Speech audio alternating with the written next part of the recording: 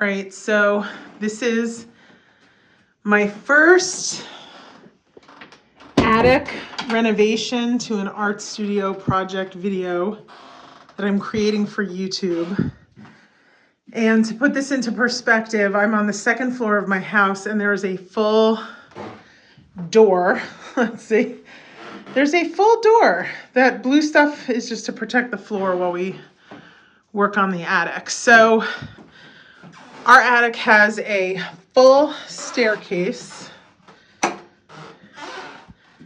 Everything's very dusty right now because the work has begun. And when we bought the house, obviously the attic was unfinished. And we just thought we'll use it for storage. Maybe I possibly thought one day we would be able to finish it, but it's kind of like a dream to be able to do this. And what we did for 17 years is we filled the attic with our extra stuff. By the time I filmed these videos, we had already gotten rid of a tremendous amount of the stuff that was in the attic. So this is just what remained after about a year or more worth of just trying to get rid of stuff. Not thinking about how difficult it would be once we had to deal with all the extra stuff. So we've been dealing with emptying out the attic for months now. We finally got that done. And the contractor has started working on the attic. So let me show you this. The attic was filled with insulation, and the insulation was covered with cardboard. And it's really gross. It's just super gross. Everything about it was super gross. And so most of the cardboard and most of the insulation has been either taken away and thrown away or repurposed. So the contractor decided that it would be good to actually take the insulation and just put it behind the knee wall. So all of this wood, this rough carpentry, has just been added in the last week or so to build the walls of the studio. And he decided to keep all that old insulation, to pull it out from the rafters and just keep it for extra insulation. But one of the next things that's going to happen in this project is that the whole attic is going to be insulated. So we're going to get very high quality, brand new insulation, I believe, blown into all of these spaces. And then after that, I would imagine the drywalling can begin. And my goal for this is to have all of these, I don't know what you call them, but all of the support beams that are holding up the attic, or holding up the roof. Sorry, they're not holding up the attic, they're holding up the roof. My goal is to have them remain exposed. Even if they're kind of dirty, even if they're kind of worn looking, I want that weathered and worn sort of look. Here's some example photos that I pulled off of Pinterest that I just want to show you so you know what I mean when I'm talking about keeping the height of the ceiling.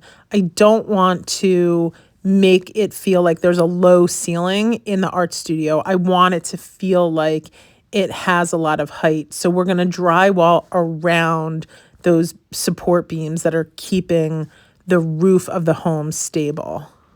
Now, all of this carpentry probably still needs to get done. On this side of the attic,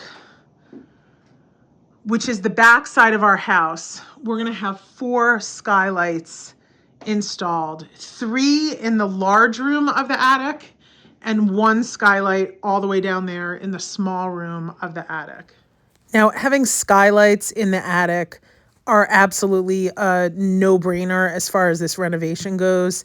I wasn't even going to do it at all if it wasn't possible to install skylights. So actually, the beginning of this whole project just involved researching whether or not we could have skylights installed.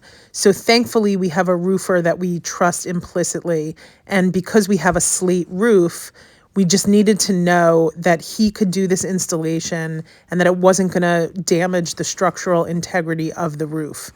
But knowing that I was going to have a lot of natural light up there was baseline for whether or not I even wanted to do this project. I am not a fan of artificial light. I just have a sensitivity to it. And so I wanted to know that if I was going to be up in this attic making art, that I was going to be bathed in natural light. And I cannot wait for the day when I show you the installation of those skylights. I'm so excited.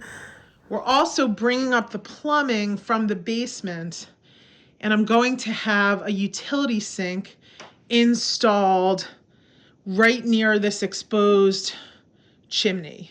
So I love exposed brick in a house. I have exposed brick in my kitchen that we renovated, and I'm excited that we're going to have some exposed brick in the studio. So the sink will either go, I have to see how wide it is. The sink will either go right in front of this chimney, right behind the chimney. I'm not exactly sure. This space behind the chimney might be really nice as some type of storage unit. I can put some IKEA furniture in there. I can also put storage furniture, like upright, tall storage furniture on this side. So I'm going to try to make use of all of the quote unquote nooks and crannies. We do have a cedar closet up here. The contractor said I could take the cedar closet out if I wanted to, but I decided just to keep it. We'll work around it. We can paint the exterior walls of it. We'll figure out what to do with it. For right now, I'm keeping the cedar closet as storage because we still need attic storage space. Just because we're converting the attic into a functional art studio does not mean that I can just lose every bit of storage that the attic provides. So I've got a lot of stuff in here. We've got all of our camping gear, got some art stuff from my kids, and my daughter's American Girl doll collection. And there's still more room in here, which is cool. Anyway, it's a beautiful cedar closet. I didn't want to get rid of it. That seemed kind of nutty to me. Right here is a wall that was previously built, I guess, when the home was constructed. So there is this wall here. Maybe I should have had them take it down because when you see what's behind it, there's like a lot of space behind it. But it's the wall when you walk up the staircase, you hit this really weird part of the staircase, which we're trying to fix to make it more safe. But they did finish one wall up here. I don't exactly know why.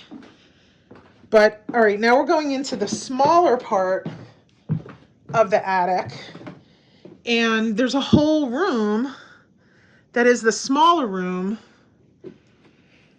And I really actually like what they've done here. What was original to the house, this, I don't know what you call it, this banister, this, whatever you call it. It looks pretty cool. What I want to do is build around it or put IKEA furniture around it because it's like perfect to have cubicles. The attic has 2 windows in it that is nowhere near enough light. So like I mentioned, we're going to have more light coming in from skylights. So here's where, when the home was originally built,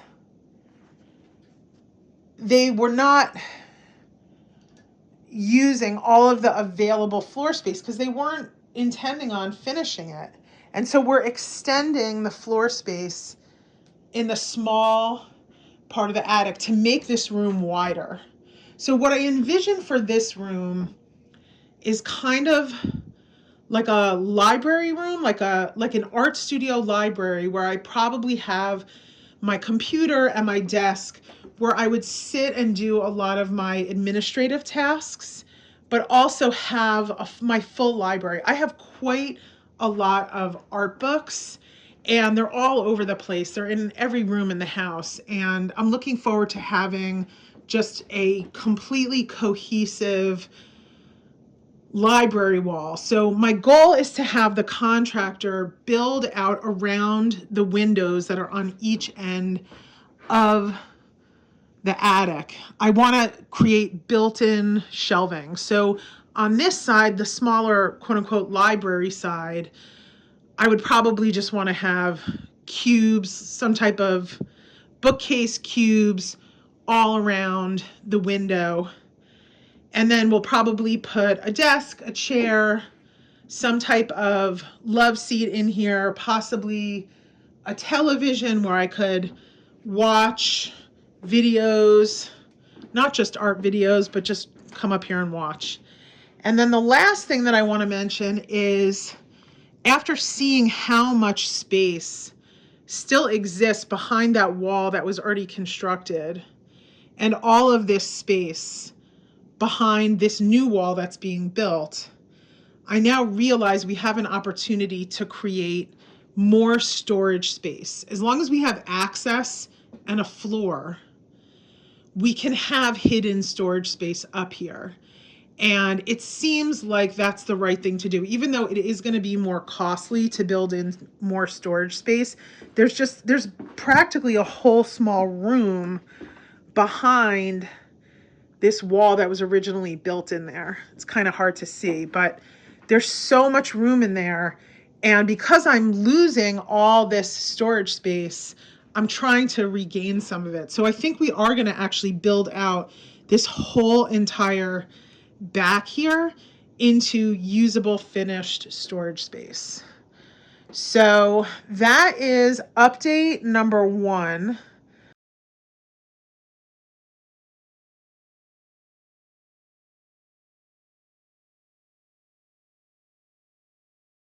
This is Wendy from Willow Wanders reporting on the attic studio renovation project. It's got, I believe, somewhere between 900 and 1,000 square feet of finished usable space once we are all done with this. And this is a project that in many ways is 17 years in the making. I've always known we have this space up here that was finishable. Did I ever know we'd actually be able to do it? Did I know we would need the space so badly? No, but at this point, I need the space for work because this is out of control. So we're gonna do it. We're gonna finish the space. It's happening, finally. It's been a lot of planning, a lot of working with the city to get approval. My contractor worked really hard to get the city's approval, to come up with all the structural changes that needed to happen to make sure that we were not creating a situation in the home where we were putting too much weight up here in the attic, that it was going to crack the ceilings below, and, you know, making sure we're going to be supporting the roof. We have a very heavy slate roof on this house. The house was built in 1942. It's in Shaker Heights, Ohio.